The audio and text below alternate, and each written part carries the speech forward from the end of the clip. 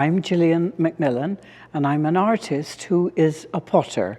And I trained in England as a teacher. I went to an English teacher training college. So I think that a lot of what my life has led to has been the idea of teaching, as well as being absolutely taken by working with clay and doing wheel throwing. But the most important thing, I think, in my overall career is that 30 years after I went to college in England, I was accepted at Emily Carr Institute of Art and Design, it was called then. And so for 3 years, using the credits I already had from Douglas College, I did 3 years and earned my Bachelor of Fine Arts in Ceramics. So that's enabled me to continue what I had been doing, which was teaching pottery here at Place des Arts in the 80s. So after the art school time, I was then eligible to teach at the Shadbolt Centre. Teaching functional wheel throwing mainly was my focus. But nowadays, I'm not giving workshops or teaching. I have a studio still, and I supply pots to Circle Craft on Granville Island, and to a rather splendid gallery in London, Ontario, called Jonathan's, and until recently at a gallery called Primavera in England, in Cambridge, but that's just closed, sadly. But I shall still keep making. It's so interesting that those two words keep coming up when you talk about pottery, and of course there are lots of things that are functional and non-functional, and sculpture. But I would like to include with those two big words, surface and color. Because for me, form and function can be quite plain. And for me, I think as an artist in other media, I really find it most interesting to pursue surfaces and color. We're an informal group who, well, we all work with clay. Some of us are sculptors and some of us work with functional pottery, making functional pottery, and we meet monthly, and we have invited presenters, and we organize shows. And so this is a chance for us to get together and discuss problems, discuss supplies, and inspire each other. Okay, well, I've always felt that when you belong to a group, and I am also a founding member of the Fraser Valley Potters Guild, and a lot of what we do is very much modeled on what they do.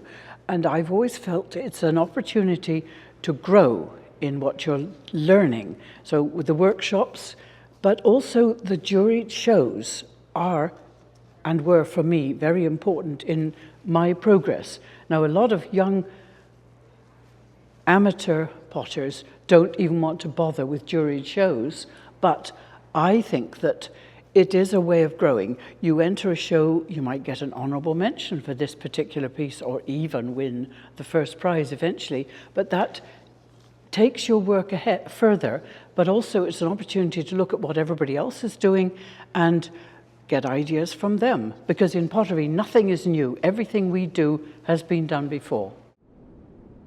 Okay, so I spent all of 2025 with a huge project of downsizing from our old heritage home. So in fact, I didn't make very many pots, but the one that is my favorite in this particular show is pretty much the first pot I made after we'd moved into my new small studio. It's made of stoneware clay, and it has been fired in the soda kiln at the Shadbolt Centre. But I've called it Treetops, which is the name of the neighbourhood where we're living. But also, it's a moon jar, which is a very traditional shape in ceramics. And the design on the outside has been done many times before. But for me, I just love that business of carving parallel lines and seeing where they go on a curved surface. The other two pieces are made with red earthenware clay.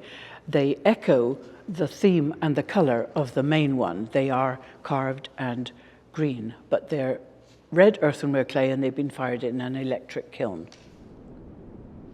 Well, this was never intended to be a solo show. This is our gallery committee are always looking for opportunities to have a show that features all of us, juried or not. Sometimes it's not. Some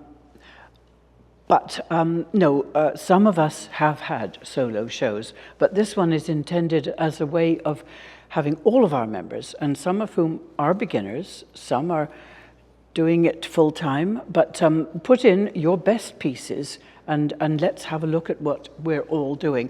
The idea of the atmospheric firing is simply talking about the fact that we've organized raku, primitive and soda firings for members so that they get to experience those surfaces.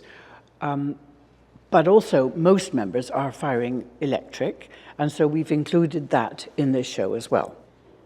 Well, I think that's all about education in ceramics. I think it's really important for everybody who's doing pottery to experience all of the different techniques and the history. I think the history of ceramics is just fascinating. Well, it gives us, a chance to experience results that are unexpected, because atmospheric firings do involve flames, and so you have to learn to live with what happens and adjust what you're going to make to the kinds of surfaces that the atmospheric firing produces, and it leads to some really interesting new ideas. I think visitors will be surprised at the variety of techniques that they'll see. They will be impressed by a lot of the pieces. Some of them are absolutely wonderful. But also, I think they will understand that we are a group that includes everybody, and some of the pieces are what you would think of as beginner pieces, but they're the best that those people have made, and they should be proud of how far they've come. So people coming to see the show, just come and enjoy and be surprised by all of the different techniques that you see.